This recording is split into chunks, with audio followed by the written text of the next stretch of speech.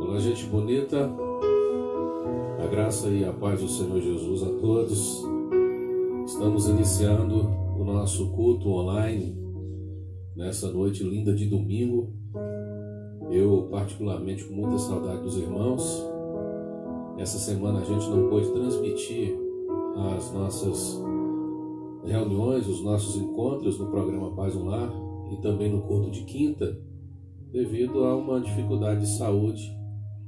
E nós ainda estamos em processo de recuperação, mas graças a Deus e para a sua glória, nós estamos aqui esta noite. Certamente Deus tem alguma coisa para trazer ao nosso coração e às nossas vidas. Eu quero te convidar, a você que já chegou e a outros que posteriormente vão entrar mais tarde no YouTube, para orarmos ao Deus Todo-Poderoso nesse instante, prestarmos a Ele, a princípio, a nossa gratidão por meio de oração, dizendo o quanto nós o amamos, o quanto o adoramos, o quanto é importante para cada um de nós estarmos juntos hoje, diante da sua palavra, diante da sua graça, e pedir ao Senhor que manifeste e movimente o seu Espírito nas nossas direções, em todos os lugares onde nós estamos reunidos esta noite. Que o Deus eterno, que o Pai de amor, que o Senhor de toda glória, que o consolo esteja alcançando os nossos corações nas mais diversas áreas, para que em todas as coisas o nome do Senhor seja glorificado em nossa vida, para que a nossa vida de fato seja edificada nele, seja acrescida nele, seja fortalecida nele. Senhor, entramos em tua presença em oração. Primeiro, agradecidos por todas as coisas maravilhosas que o Senhor tem dirigido até nós.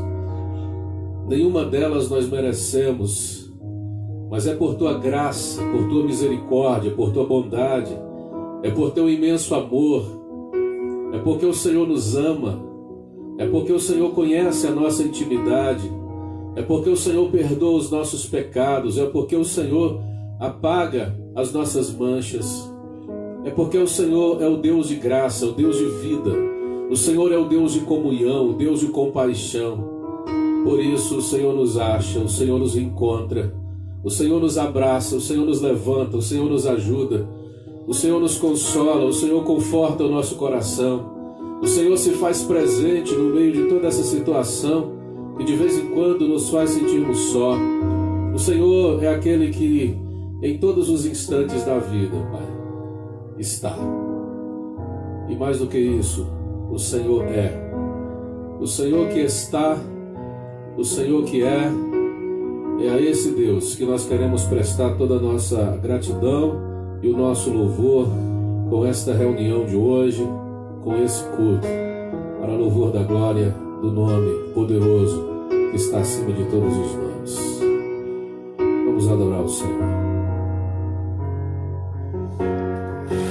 Nosso Deus é o Deus de promessas, é o Deus do impossível, é o Deus que faz caminho no deserto, é o Deus que nos dá experiência e que nos sustenta até quando não vemos e até quando não sentimos. O nosso Deus é o Deus de milagres e nós glorificamos a esse Deus de milagre. E eu te convido a glorificar esse Deus de milagre nesta noite.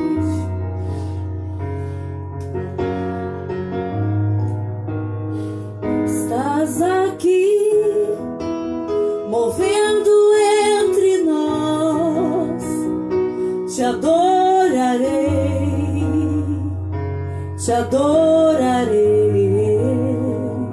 Estás aqui, mudando destinos, te adorarei, te adorarei. Estás aqui, operando milagres, te adorarei, te adorarei. Estás aqui, transformando nossas vidas,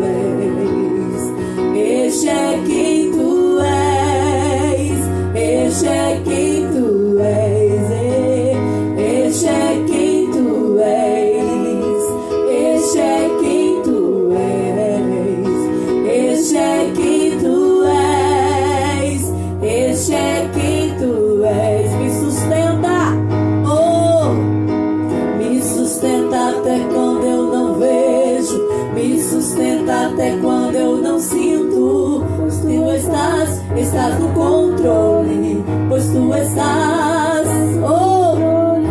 me sustenta até quando eu não vejo, me sustenta até quando eu não sinto, pois tu estás no controle, pois tu estás no controle, me sustenta até quando eu não vejo, me sustenta até quando eu não sinto, pois tu estás no controle, pois tu estás no controle, me sustenta até quando eu não vejo, me sustenta até quando eu sinto, pois tu estás no controle, pois tu estás oh, meu Deus é Deus de milagres, caminho no deserto, luz na escuridão, este é quem tu és. Meu Deus é Deus de milagres, Deus de promessas, caminho no deserto, luz na escuridão, meu Deus, este é quem tu és. Aleluia.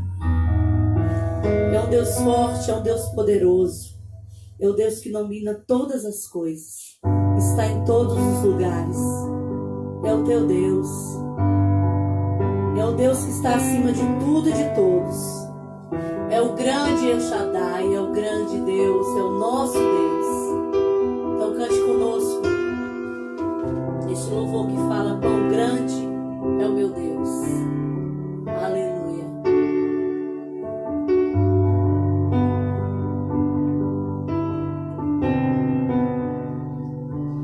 Quão grande é o meu Deus, cantarei quão grande é o meu Deus, e todos hão de ver quão grande é o meu Deus.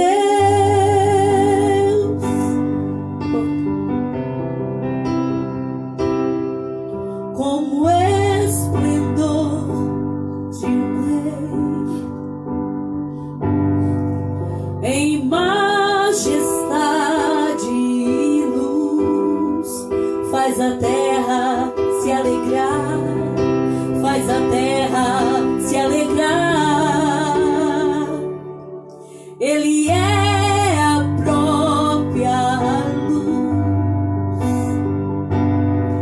e as trevas vão fugir, tremer com sua voz, tremer com sua voz. Quão grande é o meu Deus, cantarei quão grande é o meu Deus, e todos hão de ver quão grande é o meu Deus.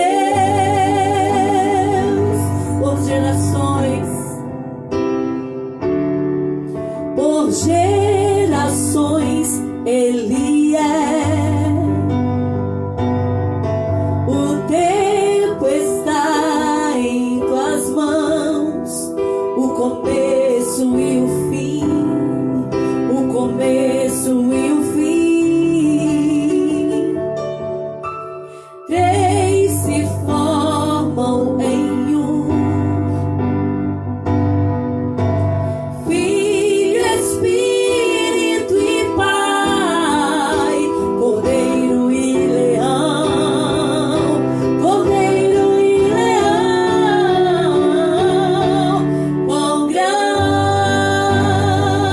é o meu Deus, cantarei quão grande é o meu Deus, e todos hão de ver quão grande é o meu Deus. Sobre toda a terra, sobre todo nome, sobre todo nome é o seu. Tu és digno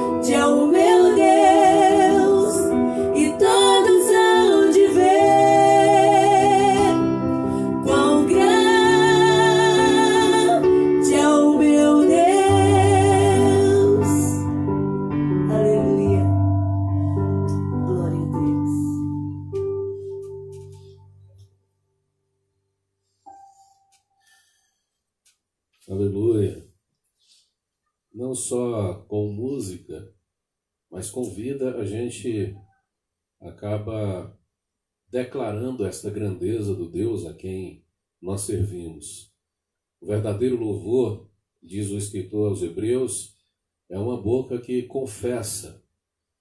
Então, é a boca que confessa, e isso é muito amplo, porque não está apenas na verbalização, mas principalmente na ação, porque uma confissão de boca, ela não pode ser precedida de uma ação que congrua, que concorde, que esteja concordando com esta palavra.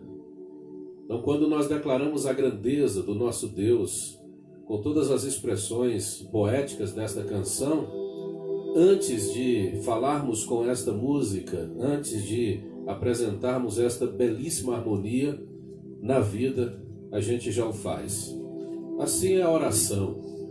A gente não ora antes de viver aquilo que a gente está declarando com as nossas palavras. Pelo menos é o que ensina Jesus em Mateus capítulo 6, na oração do Pai Nosso. A oração do Pai Nosso é uma confissão de vida. Então, todas as coisas na vida cristã, antes de tudo, antes de ser dita, ela deve ser vivida.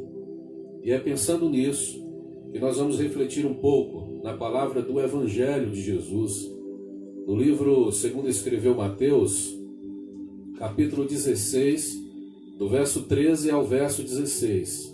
Mateus capítulo 16, do 13 ao 16. Eu quero cumprimentar a todas as pessoas que chegaram agora há pouco, que estão conosco na reunião de hoje. O Senhor vos abençoe profunda e poderosamente, que a palavra de Deus ache um lugar sincero no seu coração, um lugar verdadeiro, um lugar de análise, um lugar para ser pensada. Isso é que o Evangelho busca de nós, isso é que Jesus busca de nós, um lugar para ser pensado no coração. Mateus registrou as seguintes palavras: E chegando Jesus às partes de Cesareia de Filipe, interrogou os seus discípulos dizendo: Quem dizem os homens ser o Filho do Homem? Quem dizem os homens ser o Filho do Homem? E eles disseram: uns João Batista, outros Elias, e outros Jeremias, ou um dos profetas. Disse-lhe Jesus: E vós? E vocês? Quem dizeis que eu sou? E Simão Pedro, respondendo, disse: Tu és o Cristo, o Filho do Deus vivo. Tu és o Cristo, o Filho do Deus vivo. A princípio, nós temos aqui uma questão apresentada por Jesus, que é uma questão histórico-universal. Quando ele pergunta quem dizem os homens, a gente poderia usar a expressão o que dizem os homens. O que dizem os homens é uma angústia de todos os homens em todo o tempo histórico. É uma aflição de todos nós. O que estão falando a nosso respeito? O que estão pensando a nosso respeito? Qual é a opinião das pessoas a respeito de mim? É partindo disso que nascem os estereótipos.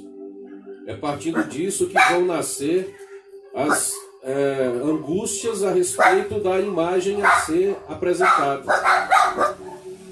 Alguém acalma os cachorros?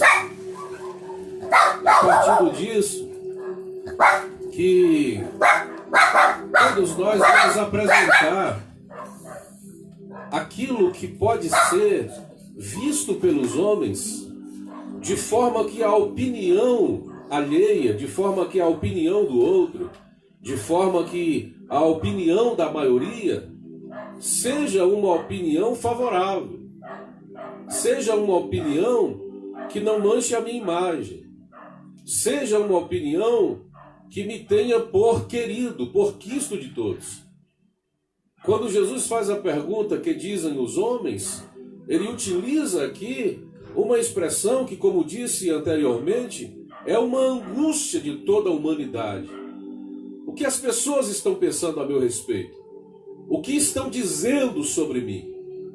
O que está sendo reverberado a respeito das minhas ações e a respeito das minhas palavras? E aqui nós temos a resposta inicial dos discípulos a esta primeira questão.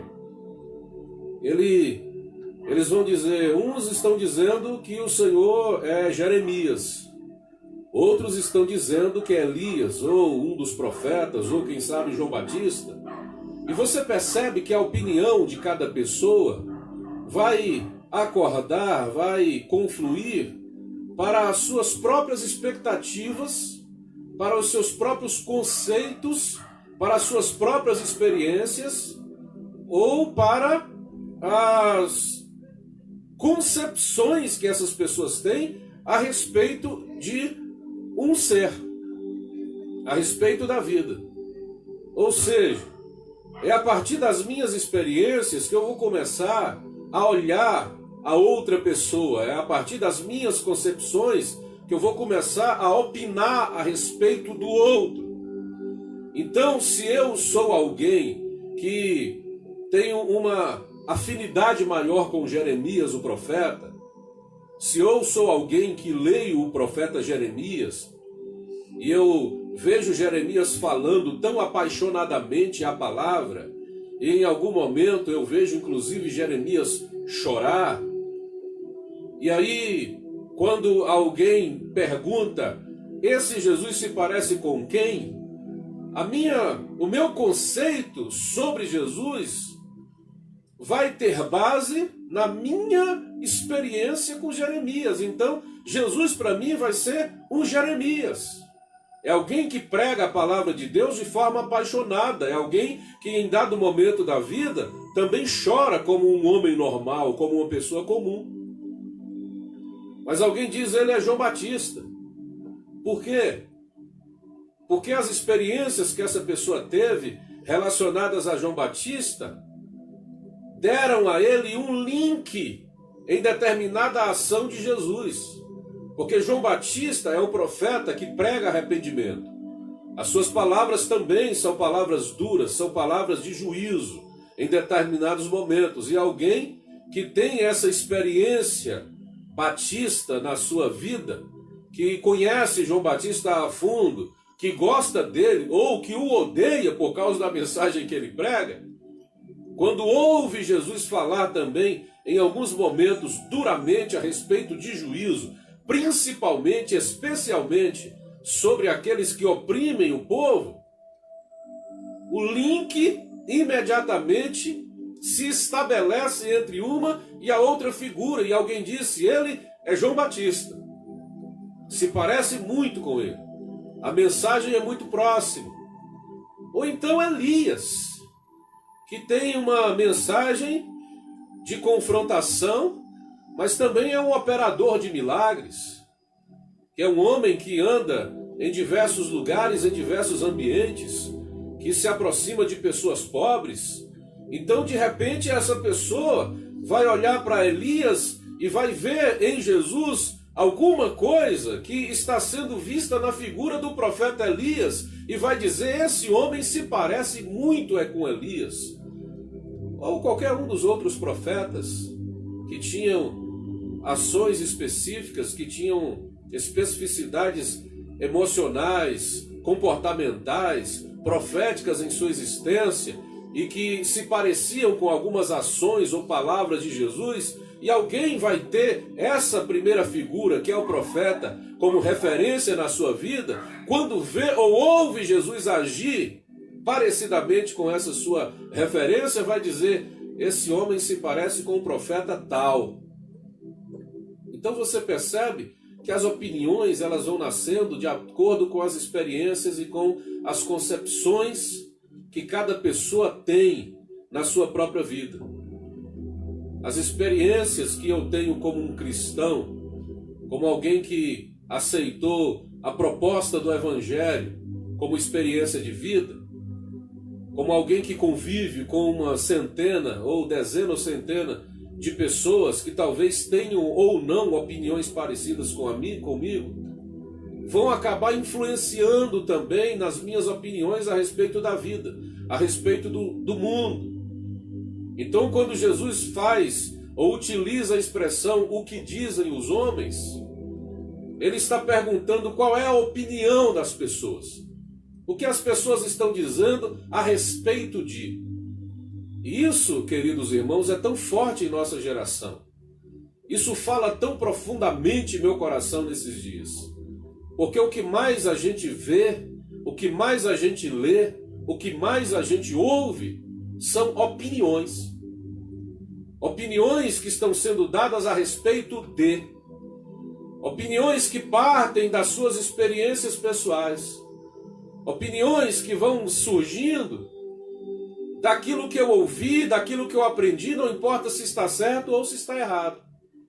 Opiniões que olham para uma pessoa e vão julgá-la por aquilo que se parece com o que eu sei, que se parece com o meu conceito. Daí também vão nascer os preconceitos. Porque os preconceitos são conceitos pré-concebidos a respeito de algo ou de alguém, exatamente por causa das minhas experiências, por causa das coisas que eu aprendi, por causa da minha identidade, por causa das pessoas com quem eu convivo, por causa dos meus influenciadores, por causa das minhas referências. Então é a partir disso que eu começo a emitir opiniões. Só que a minha pergunta a você essa noite é: será que todos nós estamos verdadeiramente preparados para emitir opiniões?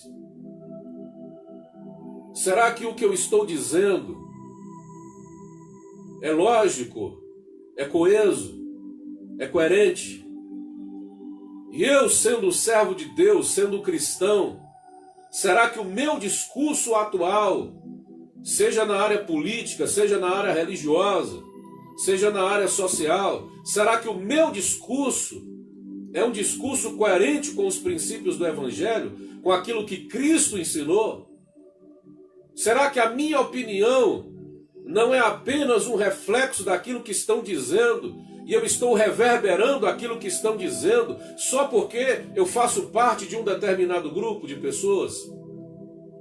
Será que a minha opinião tem sempre que ser a opinião da maioria? Será que a minha opinião tem que valer aquilo que a maior parte do público aceita ou recebe? Será que a minha opinião tem sempre que ser a opinião do que a maioria das pessoas do grupo do qual eu faço parte estão falando, estão dizendo, estão afirmando? Então o que a gente precisa pensar é que nem todos nós estamos preparados para dar opiniões a respeito de certos assuntos na vida. Porque a gente muitas vezes reverbera aquilo que estão dizendo, sem ao menos pensar de verdade. Sem ao menos refletir. Sem ao menos ponderar. Sem ao menos olhar para o Evangelho, sem ser crítico. Sem pensar, será que esse também é o pensamento de Jesus? Ou seria esta a ação de Jesus se ele vivesse nesta geração? O que dizem os homens? Os homens estão dizendo um monte de coisas. Os homens estão espalhando o ódio com suas opiniões. E às vezes, e em muitos casos, permita-me dizer isso, em nome de Deus, amparados no pseudo-evangelho, estão espalhando o ódio e o terror no mundo inteiro. E nós, especialmente, estamos vivendo isso no nosso país. E eu vejo tanta gente boa, tanta gente que eu conheço, tanta gente que eu amo, tanta gente sincera, tanta gente que ama a Jesus, mas também reverberando essas palavras de ódio e essas palavras de fé desmedida. Essas palavras de, permita-me a expressão, às vezes irresponsabilidade, em nome de uma fé porque a maioria das pessoas que fazem parte do meu grupo estão dizendo, eu tenho que dizer? Será que é isso que Jesus diria? Quando, por exemplo, ele cita o Salmo 91, ou melhor, o diabo cita o Salmo 91 para ele no alto do pináculo do templo, e diz, está escrito que aos teus anjos darás ordem a seu respeito, para te livrar de tudo, em todos os teus caminhos. Então, se você pular de cima desse pináculo aqui, não vai acontecer nada, porque está escrito. E Jesus diz também, está escrito, não tentarás ao Senhor teu Deus. Então, mesmo que esteja escrito na palavra um texto, se o contexto desta palavra, querido irmão, não for aplicável à minha vida, ao meu tempo, não for aplicável ao meu comprometimento com Deus, se não for aplicável a Jesus, que é a chave interpretativa para todas as coisas, o que passa por cima de Jesus, o que passa pela lateral de Jesus, vindo do Antigo Testamento, não pode ser aplicado à minha vida. O que aplica à minha vida, mesmo sendo Bíblia, Palavra de Deus, no Antigo Testamento, primeiro tem que passar por Jesus e pelo Evangelho. Aí pode ser aplicado à minha vida. Fora disso, querido, não pode. Você entende o que eu estou dizendo? O que os homens estão dizendo? O que dizem os homens é a pergunta de Jesus. O que dizem os homens? O que a maioria das pessoas está falando? Qual é a opinião das pessoas? Qual é a opinião das pessoas? E a minha pergunta para você aqui é, será que Jesus estava preocupado com a opinião pública? Porque ele pergunta, o que dizem os homens ser o Filho do Homem? Ele estava se referindo a si próprio. O que os homens estão dizendo sobre mim? Eu te pergunto, Jesus estava preocupado com a opinião pública? Com a opinião endoxa? Com a opinião da maioria? Jesus estava preocupado com a autoimagem? Jesus estava preocupado se o produto dele iria vender? Jesus estava preocupado se a fachada da loja dele é atrativa? Será que Jesus estava preocupado com isso? Quando ele pergunta, ele expressa a angústia da maioria dos homens, mas ele não faz parte da maioria dos homens. Jesus não faz parte da opinião endoxa. Jesus não está preocupado com a opinião pública, querido. A pergunta, na verdade, serve de base para uma outra questão, que é a questão mais importante. Quando ele faz a pergunta a respeito do que os homens estão dizendo, ele abre um precedente filosófico extraordinário aí. Você pode colocar todos quantos filósofos você quiser colocar nas angústias dos homens a respeito do ser, do existir, da alegria, da felicidade, da morte, da vida, de tudo que você pensar com essa pergunta primeira de Jesus. Mas ele não estava preocupado com a opinião pública. Ele coloca essa primeira pergunta como pano de fundo para uma segunda questão que é importante. E vocês? O que dizem? O que você diz? Qual é a sua opinião? Será que a sua experiência religiosa é suficiente para você emitir opinião? Será que o tanto que você estudou, só porque você talvez tenha feito uma faculdade ou uma pós-graduação, você acha que é suficiente para você emitir uma opinião? Só porque você nasceu dentro de uma tradição cristã, de uma família que o tempo inteiro serviu no que nós chamamos hoje de casa de Deus, você acha que isso é suficiente para você emitir uma opinião razoável cristã de acordo com os princípios do Evangelho? Então o que você está dizendo? Qual é a sua opinião?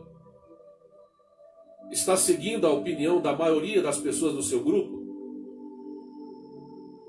Ou tem no seu coração alguma inquietação do Evangelho, que muitas vezes diz para você, talvez não seja isso, Talvez eu não esteja certo quando eu dissemine o ódio. Talvez eu não esteja correto quando eu reverbere palavras que incitam lutas e brigas que são desnecessárias, porque o momento é de unidade e não de briga. O momento não é de partidarismo. O momento é de humanidade. O momento não é de olhar para a camisa do time que eu torço. Isso é medíocre. Isso é pequeno demais. Porque por trás da camisa de um time que outra pessoa torce, tem um ser humano que talvez precise da minha ajuda, mas eu não vou ajudar. Porque é apenas um samaritano à beira da estrada, quem sabe? Ou é um judeu que não confessou o judaísmo ou a religião judaica mais expressiva em Jerusalém. Então não é tempo para vestir certas camisas e procurar determinadas brigas que depois vão acabar em pizza e a gente vai ficar com a cara de tacho de todo tamanho. É hora de pregar o evangelho com sinceridade e com pureza. É hora de pregar o evangelho. Essa briga idiotizada que diz ou você está de um lado ou você está do outro lado, pelo amor de Deus. Quem disse que eu sou obrigado a opinar a favor de A ou de B? Você não conhece a multiplicidade. Você não vê que Deus tem caminhos diversos e que o caminho do evangelho é um só e que muitas vezes está alienado, está à beira, está à margem desses caminhos que você está julgando serem os caminhos certos? Pelo amor de Deus, olha para Jesus, olha para o evangelho e responda a pergunta: e vocês, o que estão dizendo a respeito do Filho do Homem? É fácil. O fácil, querido, é andar segundo o fluxo, é acompanhar o fluxo. O fácil é opinar de acordo com a opinião das maiorias. O fácil é andar de acordo com o lugar para onde o vento está soprando ou para onde o rio está caminhando. O fácil é isso.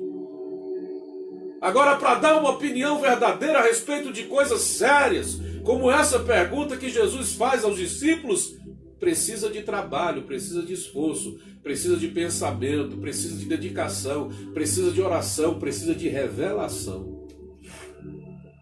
Não é simples assim. Então o que Pedro vai dizer? Pedro vai dizer: tu és o Cristo, o Filho do Deus vivo. Olha só que diferença. A maioria estava dizendo: Jesus se parece com um profeta.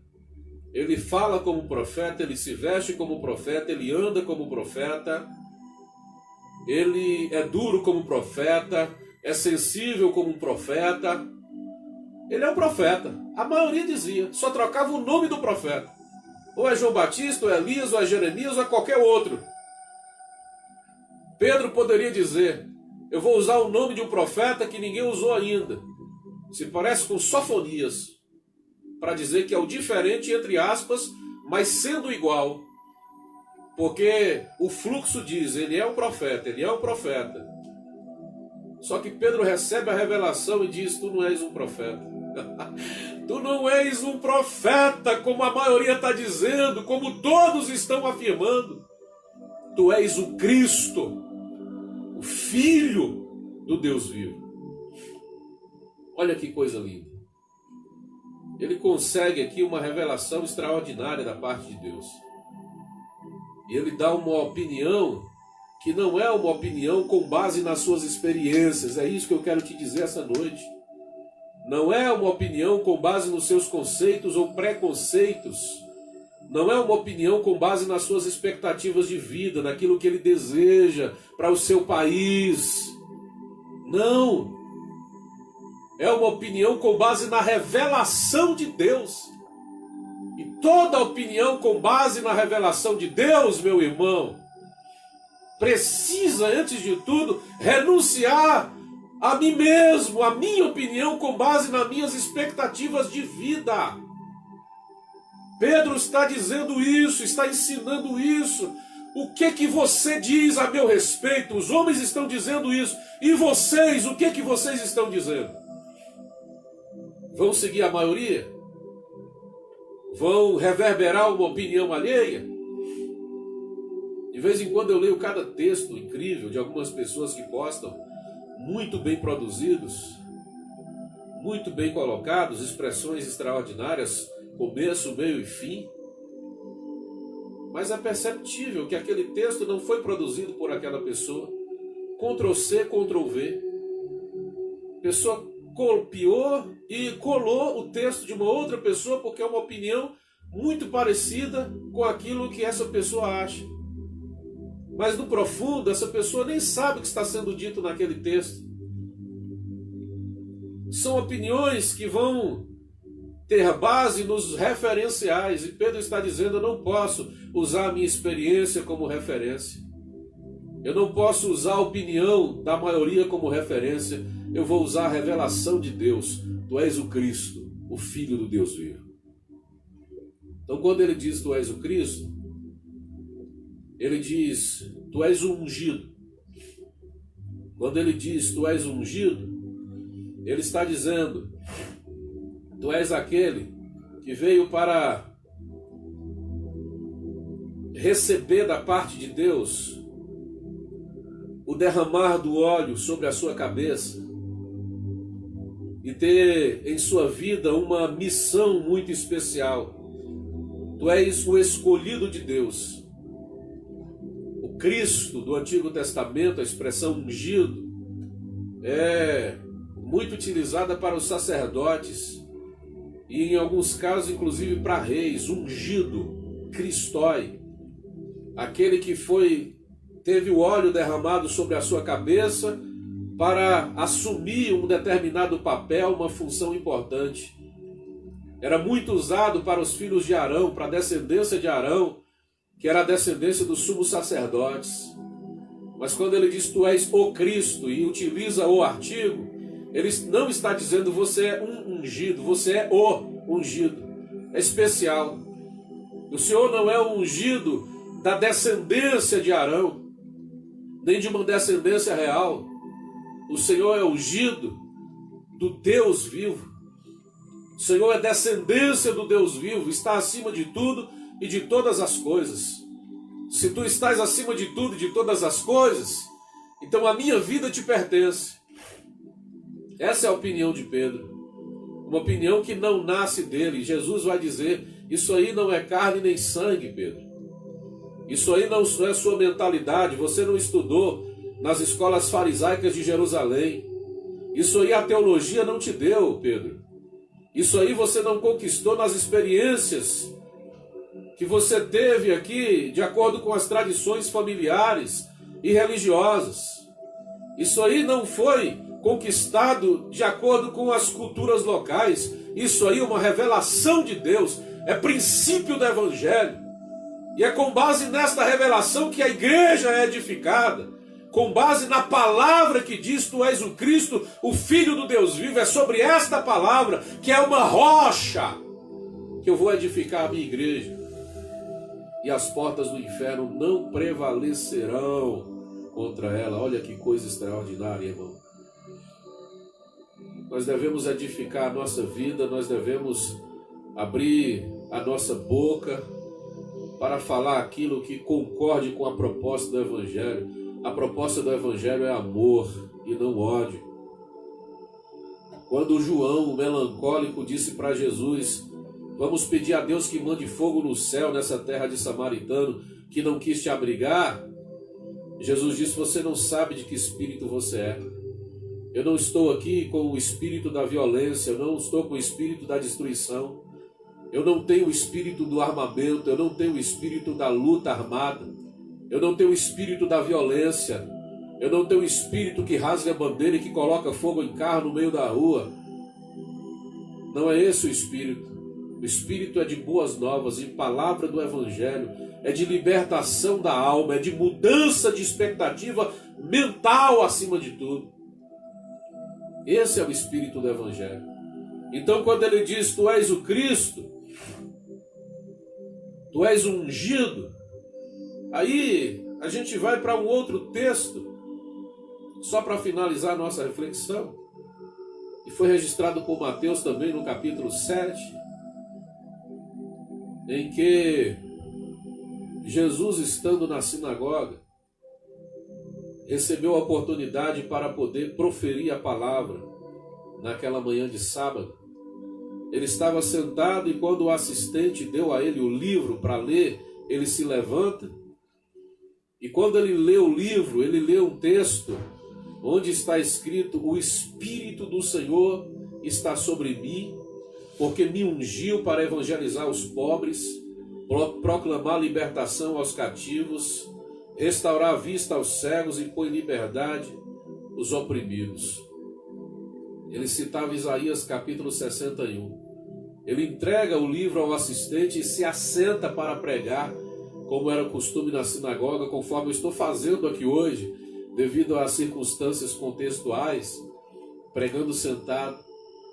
Quando Jesus olha para aquele povo, esperando o que ele diria disso, qual era a sua leitura daquele texto, ele simplesmente diz: hoje se cumpriu esta palavra.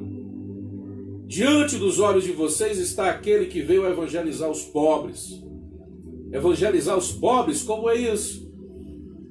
Os pobres eram os homens à margem da sociedade, eram aqueles que deveriam ficar lá no seu lugarzinho medíocre. E Jesus levou a esses homens que não tinham nem acesso às possibilidades espirituais a boa nova da palavra do Evangelho.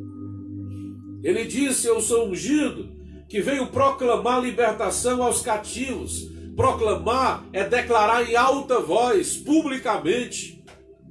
Os cativos são aqueles sequestrados pela religião farisaica. São aqueles que estão debaixo de jugo de uma religião escravizadora, que não permitia as pessoas pensarem por si só, caminharem com os seus próprios pés, mas tinham que ser levadas em uma mendigação terrível pelos caminhos que a religião dissesse que deveria caminhar. E Jesus disse: é de forma pública que eu venho dizer: venham a mim vocês que estão cansados e sobrecarregados de todo esse sequestro espiritual que vocês estão vivendo aqui, e eu vou libertar a cabeça de vocês dessa religião que só mata vocês, só violenta vocês. Ele disse: eu sou ungido que veio para restaurar a vista aos cegos. Ele está falando também de algo que é literal, mas está falando também de algo que não é literal, que é subjetivo.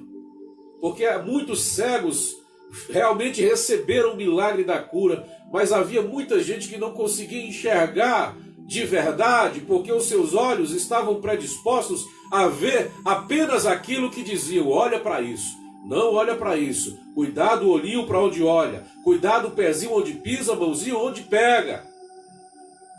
Jesus está dizendo: vou arrancar de vocês esse negócio escravizador, horrível, que produz cegueira na vida de vocês, para que vocês enxerguem a vida como ela precisa ser enxergada, não com permissismo, não com vida pecaminosa, não sem respeito, mas com liberdade, para que vocês possam ouvir uma boa música, comer uma boa comida, sem pesar nos ombros de vocês a culpa que a religião coloca muitas vezes quando diz: não ouça isso, não veja aquilo, não coma aquilo outro.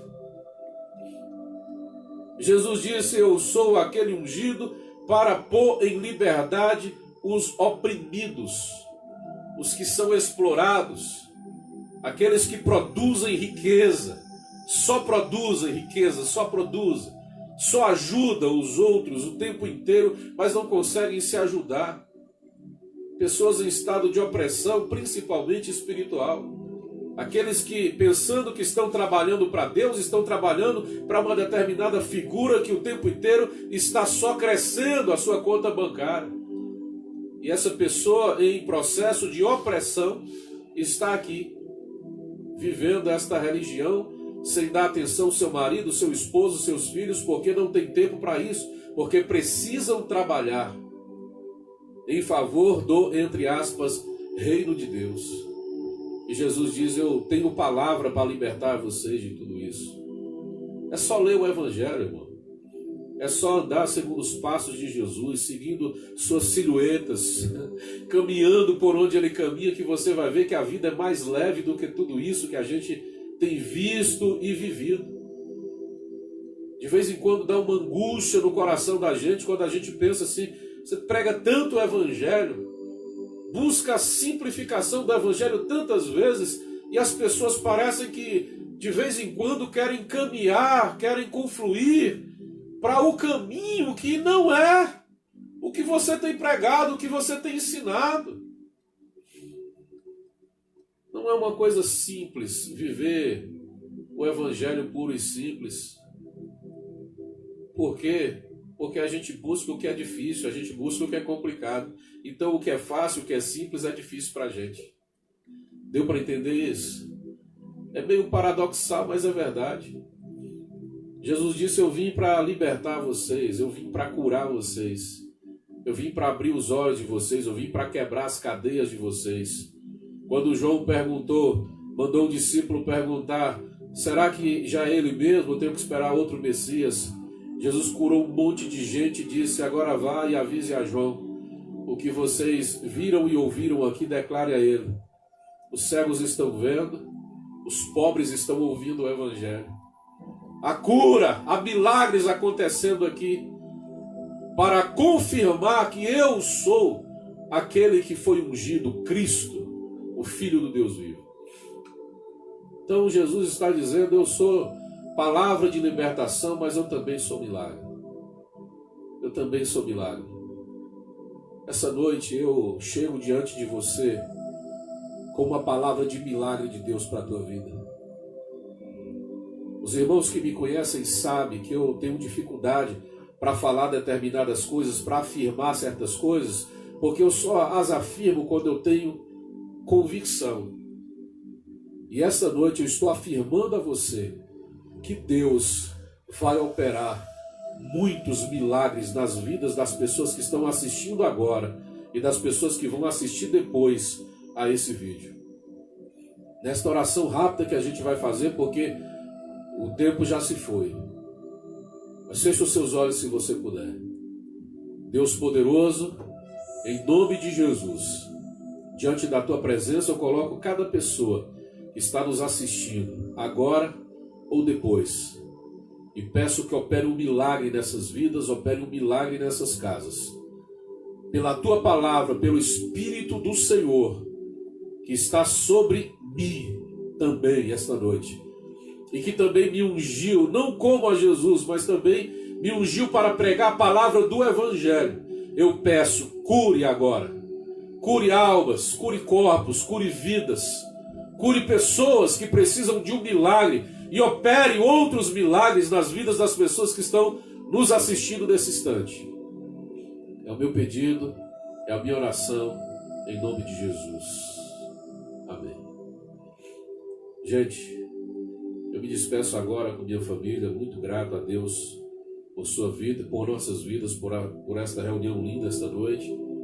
E amanhã, logo pela manhã ou à tarde, eu vou ver com os irmãos. Se eu tiver condições de saúde, a gente retoma o Paz no Lar amanhã. Se eu amanhecer, melhor nessa segunda-feira. Estamos em processo de recuperação, tá?